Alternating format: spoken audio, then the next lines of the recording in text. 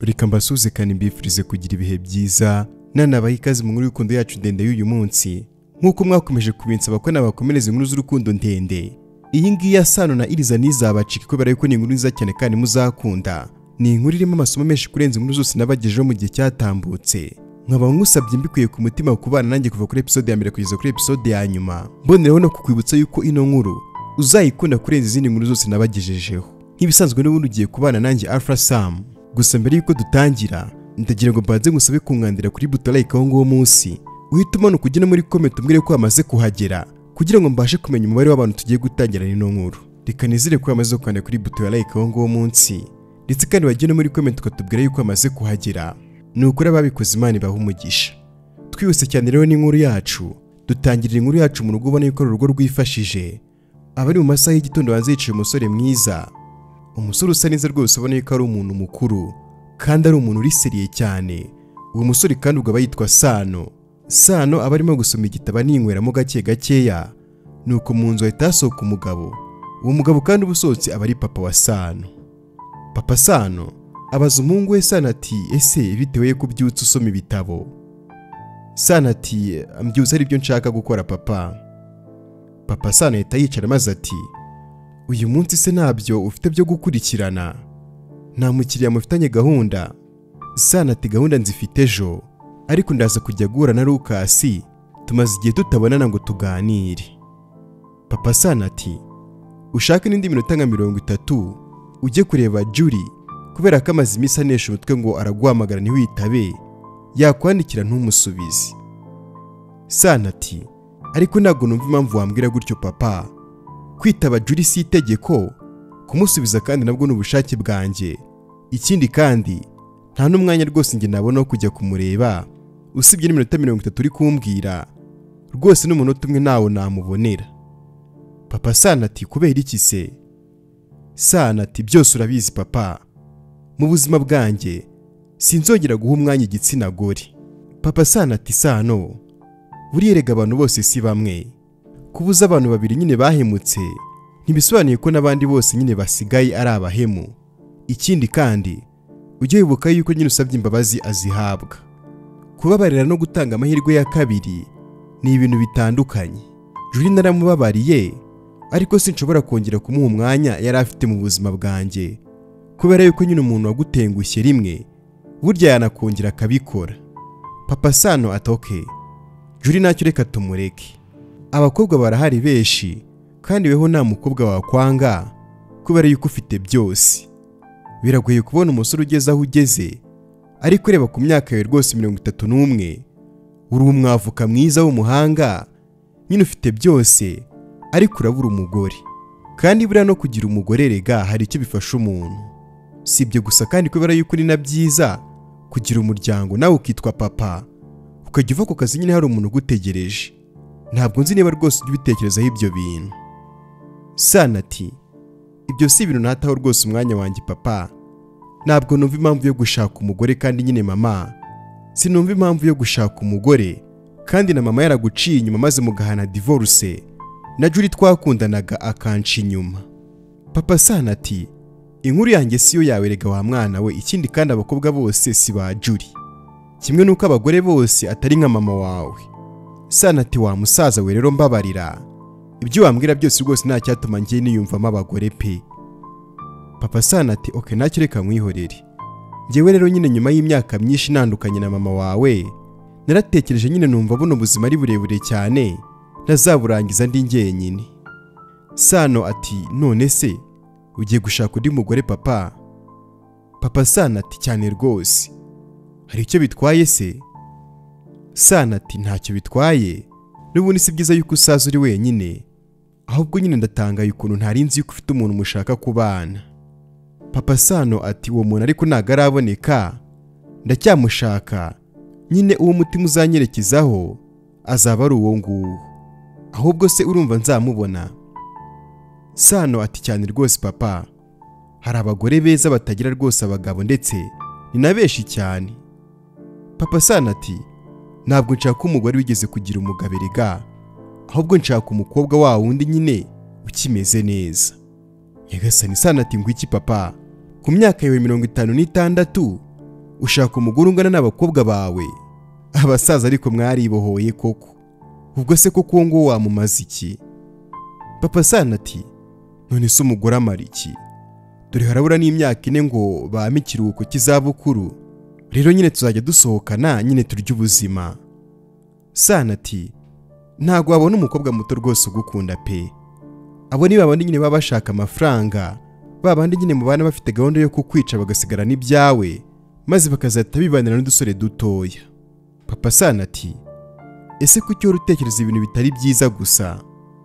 Sano ati papa, nukuri byambabaza haramutse hagize undi mugore uguhemukira nyuma ya mama, gusa nyine uzakora icyo ushaka ngiye nkuri inyuma. Nzahora rwose ngushyigikiye papa. Papa Sano ati ndabizi rwose muhungu wanjye, ariko nawe rero ureke ibyo bitekerezo kubera yuko niyo wagira kuki ntabwo uzigera witwa umugabo utagize urugo rwawe. Sano ati ibyanjye bireke n'abagore rwose nkeneye mu buzima bwanjye papa. Sano ahita agenda. Papa Sano ubwo asigara avuga ati uzi ko yazinutswe abagore neza neza burundu di? Byanyabyo koko disazi yuko ari mama we wanciye inyuma. Nateranije umuhungu na nyina, ariko se ubundi ngenda ari kubigenza gute?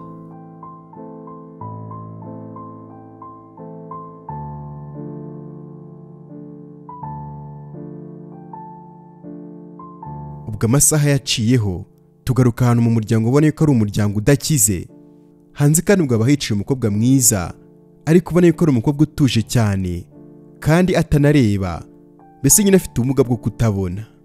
Uwo mukobwa aba yitwa Iriza. Hirya ye haba hicaye mama we, nuko kandi ubwo ako kanya hahita haza undi mukobwa witwa Mika. Mika ubwo araza maze akababwira ati nje kureba Iriza. Mama wa Iriza ati ese weho nta no gusuhuza? Mika ati mwiriwe ariko nari nibagiwe di. Iri tugende. Iriza ati mama ngende? Mama wa Iriza ati mugiye hehe se? Mika ubwo ahita asubiza ati hari ahantu numvise bavuga yuko bafasha umuntu kubona akazi mu mujyi, rero nyine nshaka yuko amerekeza bakamfasha. Nanjye ngareba yuko nabona akazi, kandi ninkabona mwese uko duturanye ahangaha mu cyaro nzabakiza. Njye nzi nanga mbazaniye nyine ibintu byinshi, mwebwe rwose mwiturize muzaba mubona ibintu nzabakorera. Mama wa Iriza ati ariko abakobwa sinzi ibyo mupfana n'umujyi pe, wakihamiye inanga se mu cyaro ko ntacyo hatwaye. Mika ati ntago nakemera gusazira mu cyaro rwose, kandi ariho navukiye. Njye nzashaka umugabo w'umukire ufite amafaranga n'amazu ndetse kandi n'amamodoka, ubundi twibere mu mujyi. Ubundi nuko ntari mwiza cyane, ariko ndamutse nsa nka gutya Iriza se umwana wawe, ni ukuri n'umugore wa perezida ngiye namuba. Mama wa Iriza ati ndumva rwose ufite inzozi kandi Imana izabigufashemo, ngani mugende utazabura akazi ngo wabuze uguherekeza da. Ubwo Mika ahita abwira Iriza ati Iriza we reka tugende. Ubwo ahita afata Iriza akaboko, maze Iriza ati ma nzanira ya nkoni. Mika ati inkoni y'iki se? Ndagufata humura nta kintu ba, ariko sinagendana nawe rwose ufite kiriya kibando pe, tugende. Ubwo bataragenda ku kanya papa wa Iriza ahita aza maze ati mwebwe se kandi mugiye hehe? Mika Iriza umujyanye hehe? Mwongeye mugaruye wa muco wo kubungera wanyu? Mika ati oya ntago ari ukubungera, ahubwo ni ahantu amerekeje. Papa Iriza ati ukenera umuntu uguherekeza se ukaza kureba utabona? Ubwo se araguherekeje ngo akumarire iki? Mama Iriza ati ariko ntukamfatire umwana nkaho ntacyo amaze. Kuba atabona se bivuze yuko atabaho nk'abandi ngo anafashe inshuti ye byibura inamukeneye? Ntugashake kumbabariza umwana umutesha agaciro. Papa Iriza ati ko bavuga ibigoramye Simeon karakara, tuvugishije ukuri ko kubundi uyu nguyu amaze iki? Kwirirwa yicaye ahangaha nk'igiti akarya akaryama nkaho hari ikintu ngiye bimarira. Iyi nzu nibagiye kwiteza cyamunara, iyo aba ari umuntu muzima yari kubura ikintu amfasha. Ni ukwitwa ngo mfite abana 4, ariko uwicaye hano we nta kintu rwose amazi. Nyagasani mama wa Iriza ati uragira ngo samari iki? Ariko ujye wibuka yuko afite ubumuga, ikindi kandi rwose umutima mubugiro wo gukunda abantu wabyaye gusa uwureke wa mugabo kubera yuko Iriza nawe n'umwana wacu. naho ibya cyamunara uvuga byo rwose ukomeze ubyivugane, kuko watsi ideni nkubuza umatiriza gusinya inzu uyitangamo ingwate, ushake nyine aho wiba amafaranga wishyure. Papa Iriza ati nyibe hehe se nyine, ariko ntimugashake gufatanya umuntu n'ibibazo. Nayagujije nzi yuko nzunguka, uko byagenze urabiyobewe. Mama wa Iriza ati ariko se ubundi wajyaga kuguza muri banki z'i Kigali udasize izina ahangaha, reka nyine bayiteze cyamunara, ubwo ufite aho uzatujyana. Papa Iriza ati nimushake muzajye mu myobo nk'amafuku, cyangwa se mujye mu biti nk'inyoni, n'ubundi nta kintu mumariye uretse kurya gusa ari njye wiriwe uvunika. Ubwo umugabo ahita yinjira mu nzu, maze mama wa Iriza ati Mika wihangane nyine nuko nk'uko tubayeho, ngane mugende nanjye reka mvugane n'uyu mugabo kuri ibyo nyine bibazo bihari, turebe yuko ibyo bya cyamunara byakemuka. Mama wa Iriza ubwo ahita yinjira mu nzu, maze Mika abwira Iriza ati reka tugende. Yahise amufata maze baragenda.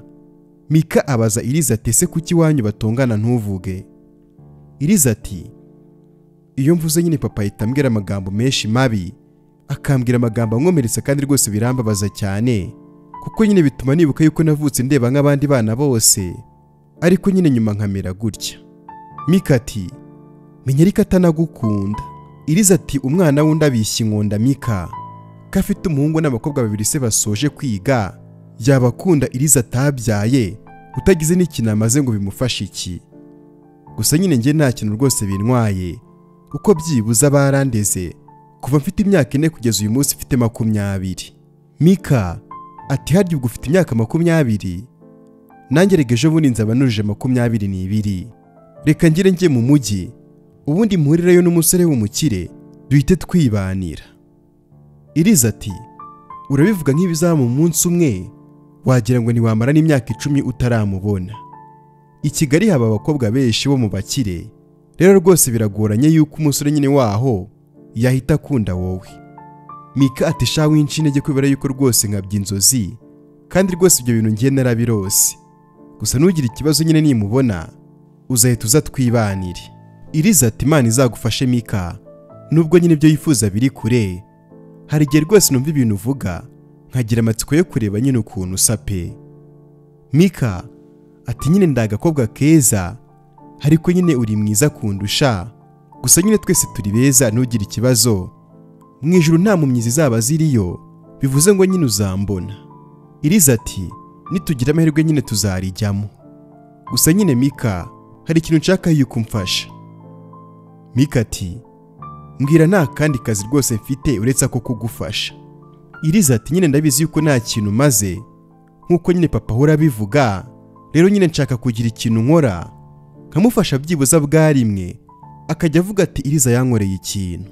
Nshaka nyine kujya muri iyo banki afatamo ideni, nkahura n'umuyobozi wayo nkamusaba nyine kutazadutereza cyamunara inzu, ahubwo akatwongerera ikindi gihe cyo kwishyura. Mika ati icyo gitekerezo rwose cyaba ari cyo, ariko surumva nyine uwo muyobozi yabyemera ko nabo bagira amategeko bagenderaho. Iriza ati nyine hari igihe winginga umuntu akakumva akirengagiza itegeko. Mika ati we nta n'umuntu rwose utakugirira impuhwe pe, none se ngufashe iki? Iriza ati nyine uramerekeza tujyaneyo aho nyine iyo banki iba. Mika ati I Kigali se? Tugenda aka kanya? Iriza ati uriteguye tugende se? Mika ati n'ibyo twari tugiyemo tubireke ubundi tugende, ndanifotoreza kuri za nzu zaho nyine muri Kigali, ubundi kira amafoto kuri Facebook, tugende. Iriza ati ikibazo nuko tutahazi neza, none nta n'amafaranga mfite, biransaba kubeshya mama nyine kugira ngo ayame. Mika ati ni ikibazo, ariko ngize igitekerezo. Wa mugabo witwa Karori ufite imodoka ijyana amakara I Kigali, buriya niyaduhari ufite nyine akatugezayo. Iriza ati tukagenda se mu modoka y'amakara gute se ubwo? Mika aramubaza ati uracyabitekerezaho se? Tugenda ahubwo tudasanga basoje gupakira bakadusiga. Ubwo ako kanya bahise bagenda.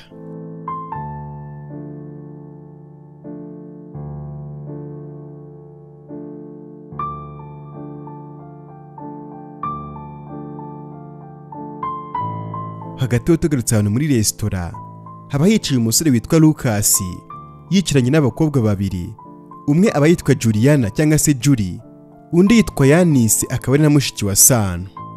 Baba barimo kuganira bananywamo gake gakeya, nuko maze ku kanya Sano nawe akayitaza. Sano ubwo azarimo kuvuga ati ndibaza ibyo mushaka kumbwira. Ubwo Sano yahise abona wa mukobwa Julie asa nk'umuntu utunguye maze ati Julie urakora iki hano? Julie ati nta no kunsuhuza uyisumbaza gutyo. Sano ati ngiye ariko nawe nziranye nawe ku buryo nagusuhuza. Ruka kuki wari uzi yuko uyu mukobwa ari hano ukambwira ngo nze hano? Niko Yani we nawe koko mushiki wanjye kuki mutambwiye ko Julie ari hano koko? Ubwo Yannis ati wibinkiraho rwose ni Ruka Yesu waguhamagaye si njyewe. Ubwo Julie abwira Sano ati ese kuko waranyibagiwe ntukinshaka ku buryo kumbona biba ikibazo? Sano ati Julie urabizi sinkunda ibintu by'ubwana, nakubwiye ko ugomba kujya kure yanjye ukirinda no kugira ahantu uhurira nanjye. Julie aramusubiza ati ese utekereza ko nagerageje? Mu by'ukuri nagomba nifuza kuba nakubangamira nyine nk'umuntu waguhemukiye, mba nifuza nyine ko buri kimwe cyagenda nk'uko ubyifuza, ariko umutima urabyanga. Sinshimishwa no kuguma nyine mwirukanka inyuma unyiyama, ariko se nabigenza gute? Ndagukunda kandi rwose nawe ibyo ngibyo urabizi. Sano ubwo aramusubiza ati ariko sinyabashe gusobanukirwa rwose urwo rukundo burimo kuvuga pe. Ntiwirengagije imyaka 3 se twari tumaranye dukundana warangiza ukanca inyuma. Julie aramusubiza ati ariko nakubwiye ko rwose ari umutego baneze bakansindisha. Sano ati hanyuma se utekereza ko ngiye nkwiranye n'umukobwa ujya kunywa inzoga agasinda kugeza ubwo bamukoresha n'ibyo atazi? Ubwo se we nakugira umugore ngo uzamarire iki? Ntuzi kwicunga, ubwo se wazacunga urugo wowe? Hagatonga ariko nyine nta n'umwanya mfite rwose wo kugutaho pe. Ubwo Sano agiye kugenda, Julie ahita amubwira ati nta kibazo reka bari njye ugenda. Ubwo Julie yafashe utwe maze ahita agenda. Ubwo Yannis mushiki wa Sano ahita amubwira ati ariko ubundi kubabarira kuko bigusaba iki? Kuki witwara nkaho utakundaga Julie? Sano ati Yani ntuzigere na rimwe ushaka kwivanga mu byanjye n'uriya mukobwa. Yaba yaranciye inyuma bishaka cyangwa atarabishakaga njye ntabwo bindeba, kuko byose ni uburara bwiwe. Umukobwa ukora ibintu nk'ibyo ngibyo ntawe nyeneye rwose mu buzima bwanjye.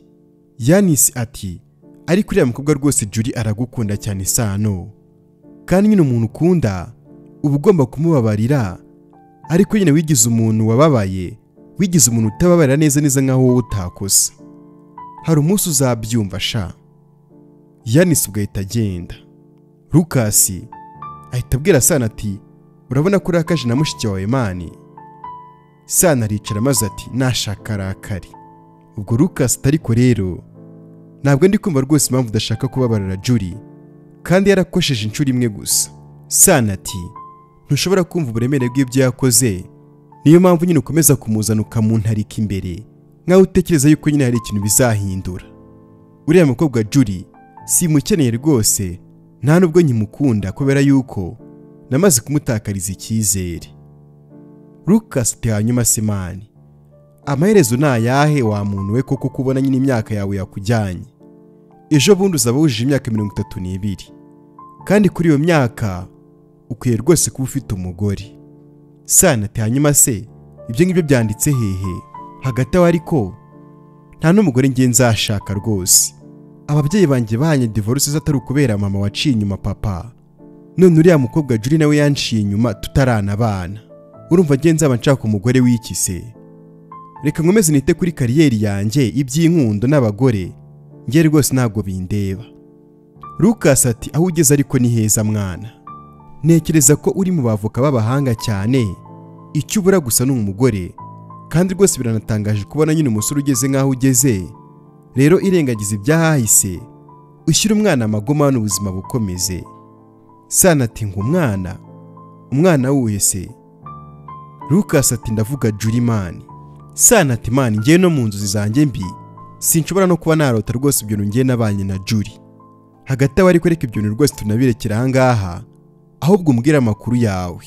Lucas ati mani amakuru yanjye ni sawa, usibye ko nyine twari tunaburanye cyane. Sano ati muri no miss mani mfite umukiriya ukomeye cyane ndimo ndafasha mu rubanza rwe, nyine niwe mugiyeho, ariko nta kibazo byenda kurangira mani. Lucas ati hanyuma se mu rugo ho bimeze bite?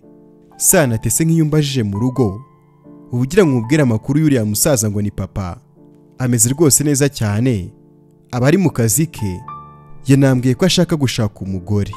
Lucas ati papa wawe se agiye gushaka umugore? Sano ati cyane rwose, noneho ngo azashaka inkumi, ngo ntabyo kwiteza abagore bangana da. Lucas ati ariko noneho rwose njye narumiwe pe, papa wawe w'imyaka 60 ashaka umugore w'inkumi? Sana ati oya, afite 56 ntago ari 60 mani, nawe rwose urakabya, gusa nyine ngo nagakeneye abakecuru bangana, ngo ahubwo nyine ashaka inkumi ngo niyikora umuti. Lucas ati ibaze ko so agiye gushaka umugore wa kabiri, wowe uri aho ngaho wasamye gusa. Sana aramusubiza ati papa niyishakire rwose njye namubwira iki? Ubwo Lucas ati yanise mushiki wawe yahoze avuga yuko mama wanyu yarwaye, sinzi nyine niba waragiye kumusura. Sana ati nyine ni mama wa Yanise, ariko ntabwo ari mama wanjye. Lucas ati sha mwana, ntukitware gutyo bro, uko waba utamukunda kose ntibikuraho ko ari mama wawe, kandi nyine ibyabaye byarabaye ndetse byanabaye kera, ntukabikomeze bro. Sana ati ariko gusa igihe byansabye kugira ngo mbyakire, njyewe na Yanise na Linka twakuze tubona nyine dufite ababyeyi babanye neza, ndetse rwose na mama tubona ari umubyeyi mwiza, ariko dutungurwa nyine no kubona bahanye divorce, ngo nuko mama yaciye inyuma papa. Lucas ati hanyuma se kumwanga bikumarira iki? Ubona atameranye neza n'abashiki bawe? Ntibabana se? Ariko wewe ngo uzahora kuri papa wawe na nyogokuru wawe gusa. Sana ati ibyo bintu mani reka tubireke Luka, gusa nyine icyo nakubwira cyo nuko nateze kubabarira mama ndetse n'uriya mukobwa ngo ni Julie, nta n'undi muntu w'igitsina gore kandi nzongera guha umwanya mu buzima bwanjye. Lucas ati hanyuma se amafaranga ukorera azaribwa nande? Sana ati nimbara aho nshyiranye n'ayo mafaranga ubwo nzayajugunya. Lucas ati cyakoza sinjya nkumenyera pe.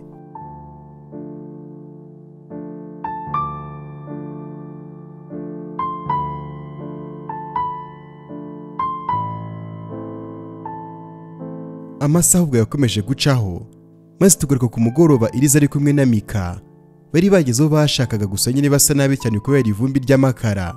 Ubwo baragiye berekeza kuri banke, gusa nyine Mika yari yishimye rwose yasamaye. Bahuriye na mushiki wa Sano witwa Linka, maze Mika ati mwiriwe. Linka ati mwiriwe neza, hari ubufasha mukeneye?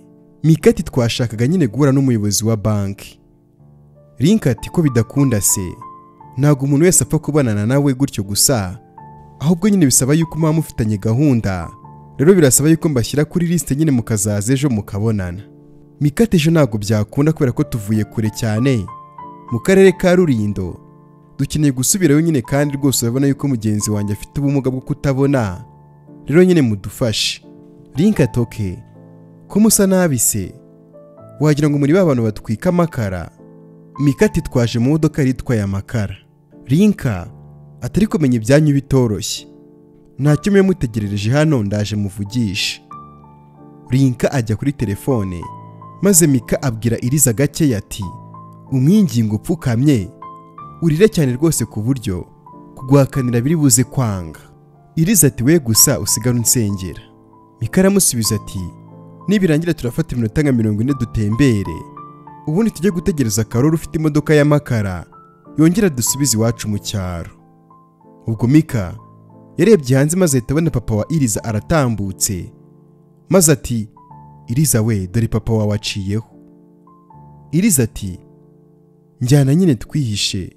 Mika ati humura yatambutse ntago tubonye, ariko agiye hano hafi, cyangwa se akabaje hano akabura uko hari aho yarabanje kunyura. Linka ugafa kuri telefone maze ati mwese murajyana se?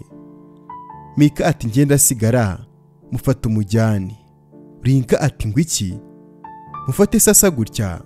Ubwo Linka yafashe akaboko ka Mika maze aramubwira ati ntunyegere utansiga amakara. Ubwo bahise bagenda maze agera muri office ahita afungura. Linka abwira papa ati papa n'uyu nguyu ugushaka. Papa Sano akibona Iriza yatunguwe cyane no kumubona maze arakomeza aramureba. Rinka ahita amubwira ati papa uri hano? Papa Sano ati mwicaze nyine tugende. Rinka ahita amwicaza maze ati nimusoza rero mbwire nze murebe. Rinka ahita agenda maze Papa Sano asigara akomeza kumwitegereza maze ahita amubaza ati ntago ureba se? Iriza ati yego ntago ndeba. Papa Sano ati ihangane witwa nde se? Ufite kibazo ki? Iriza ati nitwa Iriza. Papa yafashe inguzanyo muri banki abura amafaranga yo kwishyura, none mugiye kuza kudutereza cyamunara kandi rwose n'ahantu dufite rwose ho kuba twajya, nagira ngo basi rwose mu byubahiro byanyu mwongerere papa rwose igihe cyo kwishyura. Papa Sano ati birumvikana, icyo kibazo abantu benshi bahura nacyo. Harya ufite imyaka ingahe se Iriza we? Iriza ati mfite imyaka 20. Papa Sano ati nuko se wavutse cyangwa? Iriza ati ntago ari uko navutse, byaje nyuma. Papa Sano ati birababaje cyane pe, ni ukuvuka ureba neza nk'abandi bana maze nyuma bigahinduka. Banambwiye ngo kugera hano byakugoye cyane. Iriza ati nazanye n'inshuti yanjye nyine tuza mu modoka itwara amakara, ni nayo tugiye gusubiramo nyine kadutwara. Papa Sano ati hanyuma se kuki wahisemo kuza kuvugira papa wawe, cyangwa niwe wakohereje kugira ngo uze untere impuhwe? Iriza ati oya rwose nagazi yuko naje kuko nta nubwo yari kunyemerera, gusa nyine nabikoze kugira ngo abone yuko nifuza kuba nagira icyo mufasha, kuko nyine ahora avuga ngo nta kintu maze, ngo ndiho kwirirwa niyicaye ngo ndimo ndarya nkaryama, rero nyine nashaka nyine kuba nagira icyo namufasha.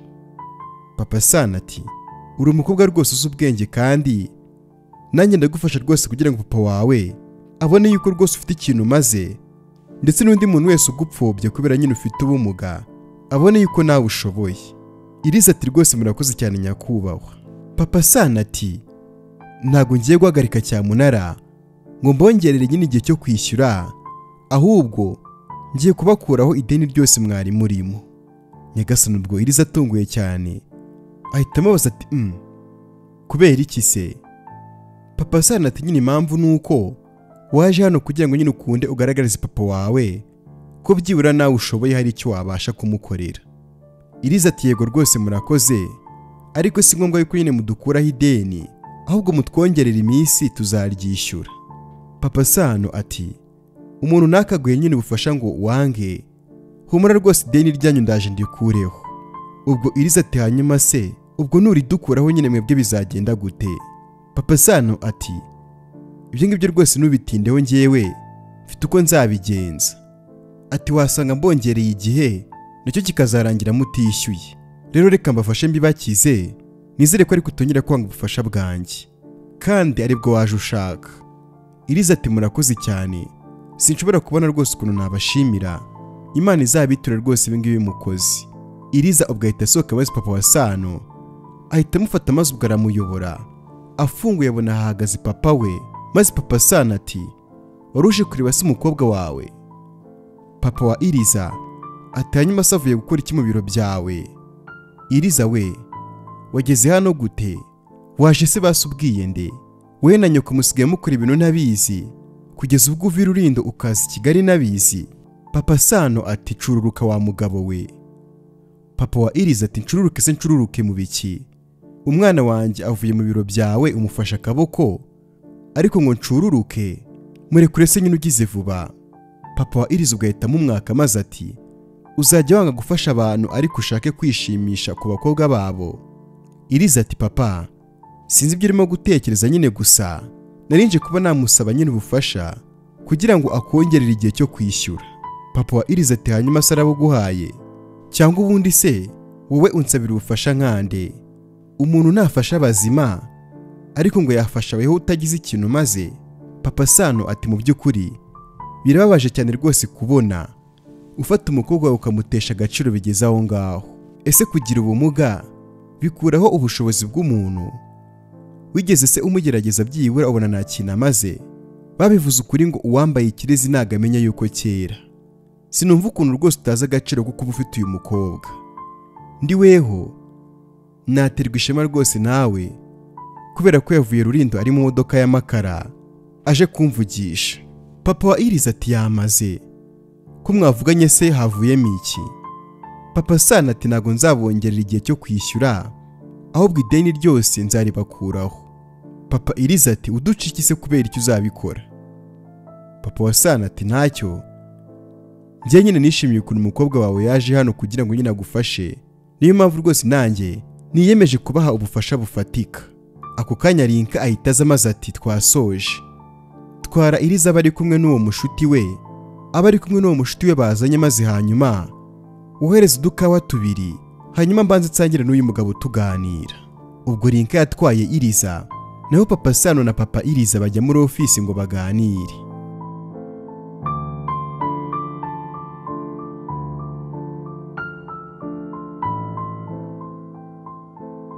Hagati bari kugotugarutse hanze, Mika ubwo abagitegereje aho ngaho hanze, ako kanya ahita haparika imodoka maze avamo Sano. Mika aramureba aramwitegereza maze ati n'uyu nguyu narose rwose nta wundi, none dore aranyizaniye pe, ndabigenze gute se kugira ngo amvugishe ra? Sano ubwo anyuraho atareba ku mpande, arimo kureba aho arimo kujya gusa. Mika ati uretse gato nkubaze. Sano ahita ahagarara maze Mika ati nyine nshaka kukubaza. Sano ati urimo gutinda, ndimo ndihuta. Mika ati harya umukobwa buri icyo avuga maze ati nyine mbwira hano hantu si muri banke? Sano ubwo aramureba cyane maze ati oya, ahangaha ni muri depo y'amakara. Sano ubwo ahita agenda maze Rinka araza ari kumwe na Iriza maze ati murindire papa wanyu, nanjye rwose kankomeza akazi kanjye. Mika atumva nkubaze gato, uriya musore twari kumwe akora hano? Rinka ati ntawe ngiye mbonye. Mika ati uriya uje muri iriya modoka? Rinka ati kubera icyo urimo kumumbaza?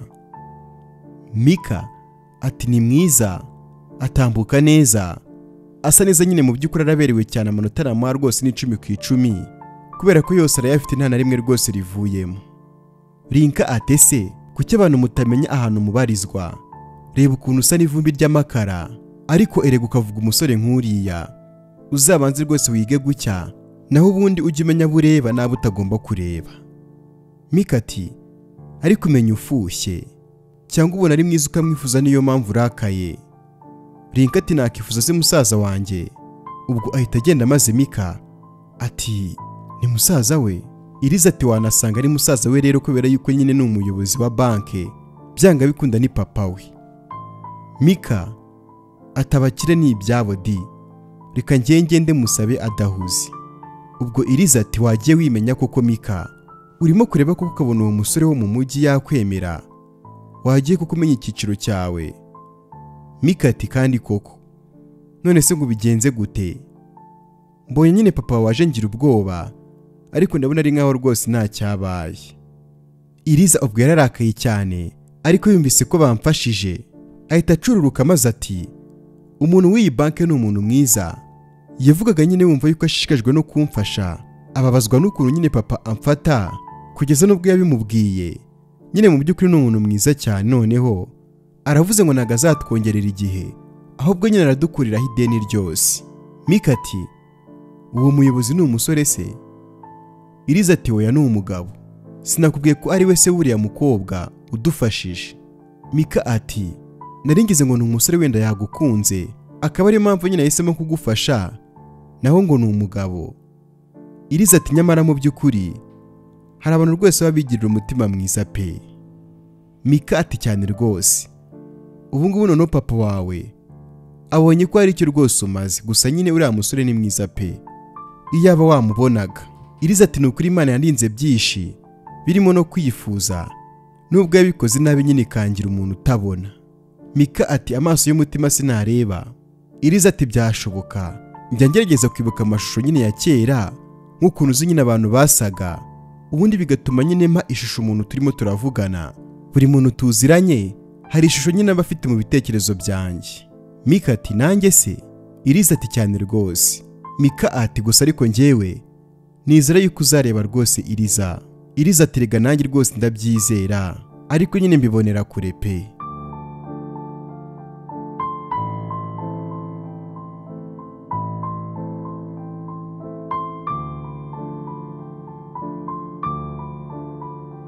Hagati aho tugarutse muri ofisi ya Papa Sano, ubwo kandi bari kumwe na papa wa Iriza barimo kuganira.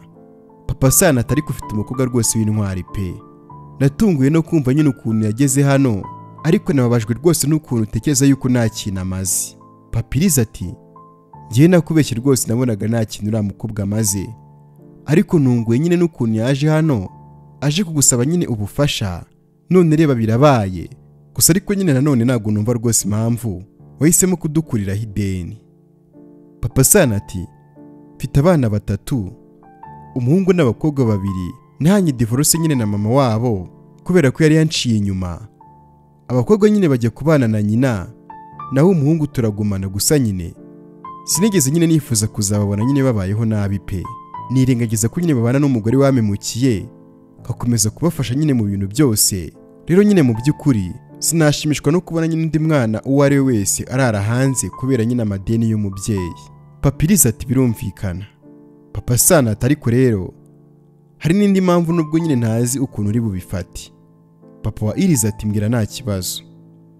Papa Sano ati rega nakunze umukobwa wawe nyagasani. Papa Iriza ati Iriza se? Gute se? Ndabizi nyine ntabwo bisobanutse, yewe nyine bisa nkaho bisebetse, ariko namukunze mu by'ukuri kandi rwose namukunze nyimubona. Papa Iriza ati regura n'umwana afite imyaka 20 yonyine. Papa Sano ati imyaka rega nta kintu ivuze, we gusa unyemereye twabana nkajya mufata neza nkamuha rwose byose akeneye, namwe rega nkabafasha mu gihe mubikeneye. Papa Iriza ati hanyuma se mwasezerana? Papa wa Sano ati icyo washaka cyose rega nagikora, mbese nyine ku mukobwa rwose wawe nzajya nkora icyo ushaka cyose. Papa Iriza ati umushaka ryari se ahubwo? Papa Sano aramusubiza ati n'ubu ngubu ndamushaka nyine, gusa twamubwira nyine kugira ngo tutamutungura cyangwa se nyine we akaba atabyishimira. Papa Iriza ati ntabyo kumubwira cyangwa se nyine ngo atabyishimira, we niba umushaka ejo uzaza umutwara, ahubwo reka mucyure arariyitegura ejo uzamutware. Nyagasani. Papa Sano ati koko se? Papa wa Iriza ati cyane rwose, nta nubwo rwose amasezerano akenewe. Iriza ndamuguhaye rwose n'uwawe, akubera umugore umubera umugabo, umukoresha icyo ushaka. Nyagasani. Ubwo ako kanya Papa Sano yumiwe cyane ahita